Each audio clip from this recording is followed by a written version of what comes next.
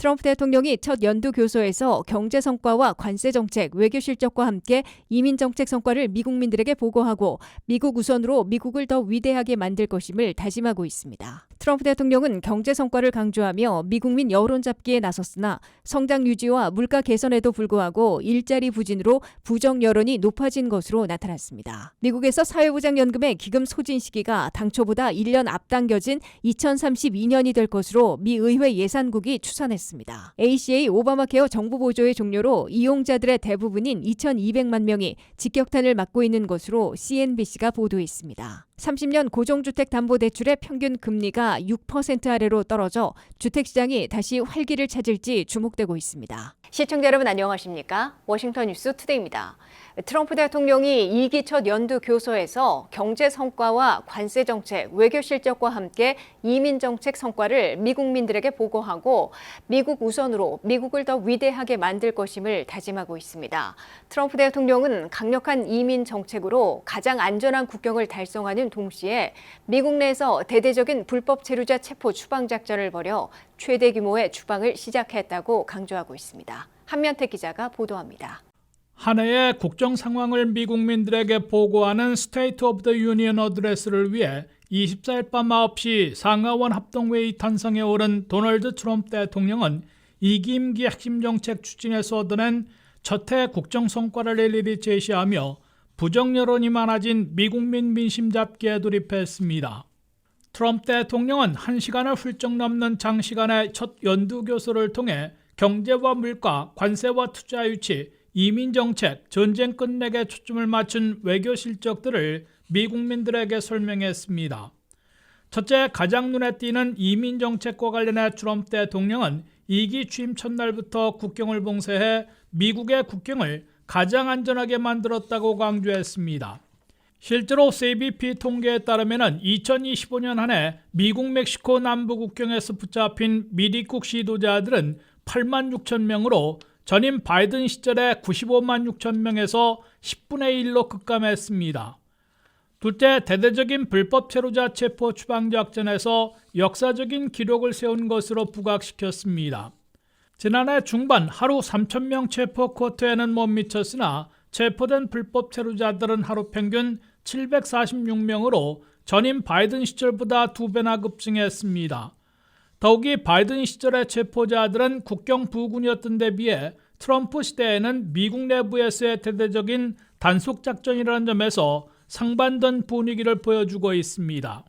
셋째, 대대적인 불법 체류자 체포 추방 작전에서 체포한 외국 태생들을 이민 구치 시설에 현재 6만 8천 명이나 구금하고 있는데 이는 비교가 안 될 정도로 급증시킨 겁니다.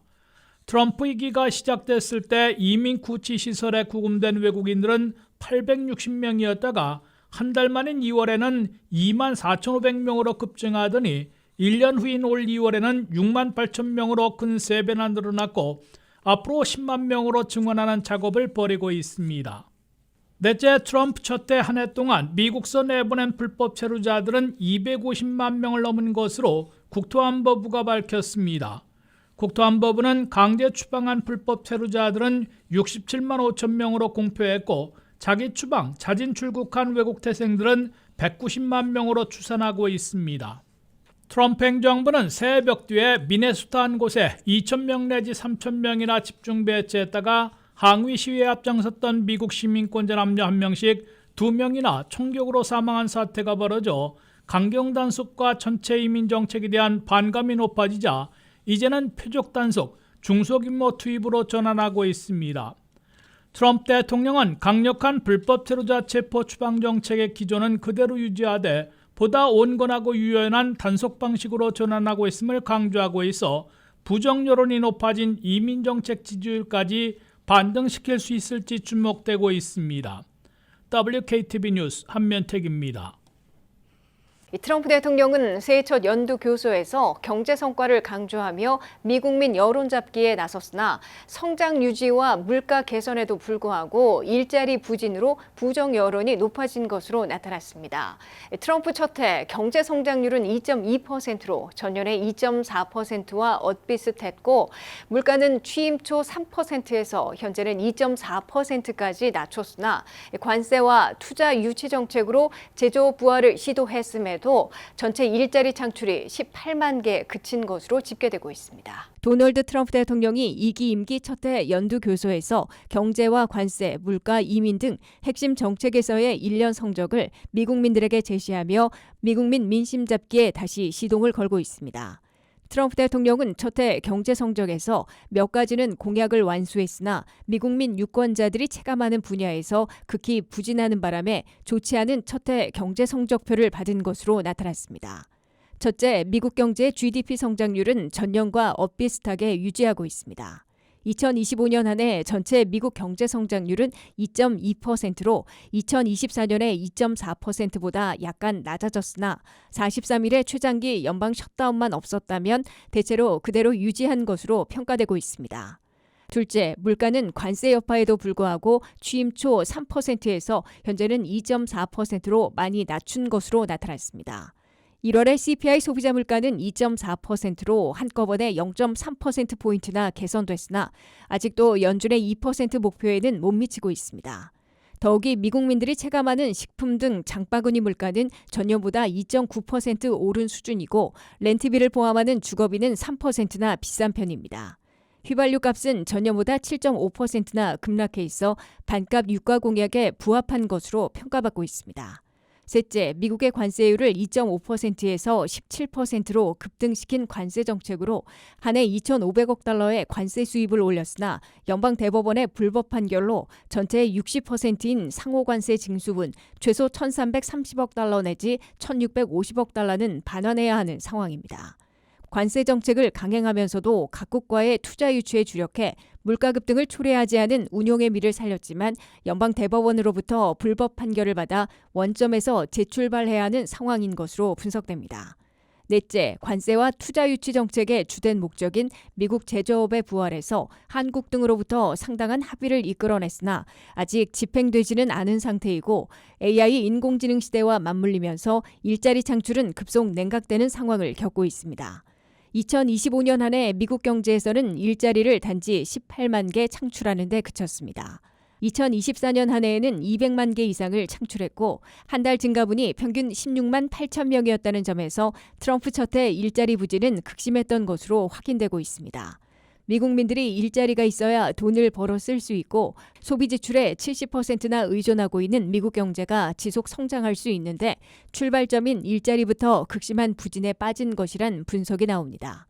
그렇다 보니 각종 여론조사를 종합한 리얼 클리어 폴리틱스의 트럼프 경제정책에 대한 여론 지지율은 41%로 불신율 56%보다 훨씬 낮은 것으로 집계됐습니다. 전반적인 트럼프 대통령의 대통령 업무 지지율도 각 조사를 종합한 결과에서도 42대 55%로 부정적인 여론이 높아진 것으로 조사됐습니다. 미국에서 소셜 시큐리티 사회보장연금의 기금 소진 시기가 당초보다 1년 앞당겨진 2032년이 될 것으로 미 의회 예산국이 새로 추산했습니다. 사회보장연금의 기금이 소진되면 2032년부터 7천만 명의 수혜자들의 매달 연금이 21%씩 대폭 삭감될 것이란 경고도 나옵니다. 한면태 기자가 보도합니다. 미국에서 7천만 명이나 받고 있는 사회보장연금의 기금이 소진되는 시기가 당초보다 1년 앞당겨져 2032년이 될 것이라는 새 경고가 나왔습니다. 비당파적인 CBO 미 의회 예산국은 사회보장연금의 기금이 현 추세대로라면 2032년부터 소진되는 시기에 도달할 것으로 새로 추산했습니다. 이는 지난해 설정했던 2033년보다 1년 앞당겨진 겁니다. CBO는 새 추산에서 사회보장연금을 신청하는 노년층들이 계속 늘고 있는 데다가 물가 인상률을 반영해 연금도 인상하는 콜라가 앞으로도 높은 비율이 지속될 것으로 예상되고 있기 때문으로 분석했습니다. CBO는 사회보장연금 인상률인 콜라는 올해 2.8%를 기록했으나 2027년에는 물가 오름세가 지속돼 3.1%로 또 올라갈 것으로 내다봤습니다. 여기에 인구 고령화로 은퇴자들의 인컴 텍스와 페이롤 텍스 등 세수입은 계속 감소하기 때문에 기금 소진 시기가 앞당겨질 수밖에 없는 상황으로 CBO는 분석했습니다. 사회보장국은 이미 2021년부터 세수입보다 지출이 더 많아 기금에 손을 대기 시작했다고 밝힌 바 있습니다. 사회보장연금 기금이 소진되는 시기에 도달하더라도 연금 지급이 전면 중단되는 것은 아니지만 도달하는 첫 해부터 월 연금액이 21% 삭감될 것으로 경고되고 있습니다. 책임있는 연방예산위원회는 소셜 시큐리티 기금이 2032년부터 바닥나기 시작하게 되면 소셜 연금액에서 21%씩 일괄 삭감된다고 강조했습니다. 미국민 은퇴자와 장애자, 미망인 등 7천만 명의 수혜자들은 현재 한 달 평균 $1980의 사회보장연금을 받고 있습니다. 그런데 사회보장연금의 기금이 바닥나기 시작하면 소득 수준에 상관없이 사회보장연금을 일괄적으로 21%씩 삭감당하게 됩니다. 이와 함께 65세부터 메디케어를 이용하고 있으면 사회보장연금에서 매달 파트 B 프리미엄을 공제하고 지급받고 있습니다. WKTV 뉴스 한면택입니다.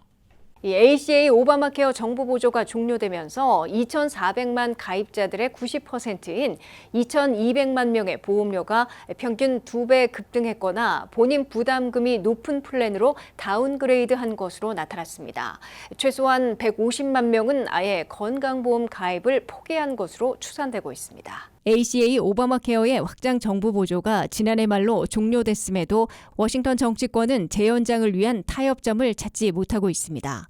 트럼프 공화당도 정부 보조를 재연장하는 데 반대하지 않고 있으나 정부 보조를 건강보험사들이 아닌 미국민들에게 직접 제공해야 한다는 방안을 고수하고 있습니다. 워싱턴 정치권이 정부 보조 재연장을 놓고 겉돌고 있는 사이 미국민 2,400만 명이 이용해온 ACA 오바마 케어 이용자들의 대부분이 직격탄을 맞고 있는 것으로 CNBC가 보도했습니다. 2,400만 명 가운데 90%인 2,200만 명이 정부 보조 종료로 세 갈래에서 직격탄을 맞고 있다고 이 방송은 전했습니다. 첫째, 정부 보조가 없어졌어도 ACA 오바마 케어를 통한 건강보험을 계속 이용하려는 미국민들은 평균 월 프리미엄 보험료가 평균 2배 급등한 것으로 카이저 패밀리 재단은 계산했습니다. 평균 월 보험료는 2025년 $888였으나 2026년에는 $1,904로 2배 급등했다고 이 재단은 지적했습니다. 예를 들어 45세에 연소득 $6만 5천 경우 정부 보조의 종료로 월 보험료가 $1,212 늘어나 $2,419를 내고 있습니다. 둘째, 보험료의 급등을 피하려고 디덕터블과 코인슈런스 등 본인 부담금이 높은 브론즈 플랜으로 내려 선택한 미국민들이 급증한 것으로 나타났습니다. ACA 오바마 케어의 평균 디덕터블은 $2,900인데 가장 낮은 플랜인 브론즈의 평균 디덕터블은 $7,500입니다. 디덕터블이 $7,500로 정해졌을 경우 1년 동안 의료비가 $7,500에 도달할 때까지는 본인이 전액을 내야 하고 도달한 후에는 정해진 대략 20%의 코인슈런스를 부담하게 됩니다. 건강보험료를 내고 있어도 디덕터블이 높으면 1년 내내 의료비를 본인이 내기 때문에 건강보험 혜택이 크게 제한됩니다. 셋째, 아예 건강보험을 포기하는 미국민들도 급증하고 있습니다. 연방정부의 CMS 메디케어 메디케이드 센터는 올 한 해 최소한 150만 명이 건강보험을 포기한 것으로 추산했으나 싱크탱크인 도시연구소는 500만 명이 무보험자가 될 것으로 내다보고 있습니다. 30년 고정주택 담보대출 평균 금리가 6% 아래로 떨어졌습니다. 트럼프 행정부의 관세 정책 불확실성과 작년 4분기에 예상보다 낮은 경제 성장률, 그리고 대규모 주택 저당 증권 매입 가능성 등이 그 배경으로 분석됐습니다. 그동안 높은 금리와 급등한 집값으로 거래가 위축됐던 미국 주택 시장은 이번 금리 하락을 계기로 다시 활기를 되찾을지 주목됩니다. 안혜린 기자의 보도입니다. 미국 주택담보대출 금리가 6% 아래로 떨어졌습니다. CNBC 보도에 따르면 30년 만기 고정주택담보대출 평균 금리는 5.99%로 집계됐습니다. 30년 만기 모기지 금리가 6% 밑으로 내려간 건 지난 2022년 이후 처음입니다. 이는 최근 몇 년 사이 높은 금리로 부담을 느껴왔던 주택 수요자들에게는 상징적인 변화로 받아들여지고 있습니다. 이처럼 금리가 하락한 가장 큰 배경에는 정책 불확실성이 있습니다. 최근 연방 대법원이 트럼프 행정부의 상호관세 정책에 대해 위법 결정을 내리면서 관세 정책의 향방이 다시 불투명해졌습니다. 정책 혼선이 커지자 투자자들은 위험 자산인 주식보다 비교적 안전한 채권으로 자금을 이동시키고 있습니다. 채권 수요가 늘어나면 채권 가격은 오르고 금리는 내려가게 됩니다. 주택담보대출 금리는 이러한 시장금리의 흐름을 반영해 움직이고 있습니다. 여기에 미국 경기 둔화 신호도 금리 하락에 영향을 줬습니다. 지난해 4분기 미국 경제 성장률은 연율 기준 1.4%로 시장 예상치를 크게 밑돌았습니다. 경기가 예상보다 약하다는 평가가 나오면서 추가 금리 인상 가능성에 대한 우려도 다소 완화된 상황입니다. 이는 장기 금리를 낮추는 요인으로 작용하고 있습니다. 트럼프 대통령도 오는 11월 중간선거를 앞두고 주택저당증권, 즉 MBS를 대규모로 매입할 수 있다는 입장을 시사하며 주택담보대출 금리 안정에 힘을 싣고 있습니다. 정부 차원의 시장 개입 가능성까지 거론되면서 금리 하락 기대감이 더해졌다는 분석입니다. 그동안 주택시장은 높은 대출금리와 급등한 집값이라는 이중 부담 속에 거래가 크게 위축돼 있었습니다. 과거 저금리 시기에 집을 산 기존 주택 보유자들은 더 높은 금리를 감수하면서까지 집을 갈아타려 하지 않았고 새로 집을 사려는 수요자들도 높아진 이자 부담 때문에 매수를 미뤄왔습니다. 그 결과 매물과 거래 모두 줄어드는 거래 절벽 현상이 이어졌습니다. 이번 금리 하락이 실제 주택거래 증가로 이어질지는 좀 더 지켜봐야 한다는 신중론도 나오고 있습니다. 다만 금리가 심리적 저항선이었던 6% 아래로 내려왔다는 점에서 미국 주택시장의 분위기 변화 가능성에 관심이 쏠리고 있습니다. WKTV 뉴스 안혜린입니다. 이상으로 워싱턴 뉴스투데이를 마치겠습니다. 시청해주신 여러분 고맙습니다.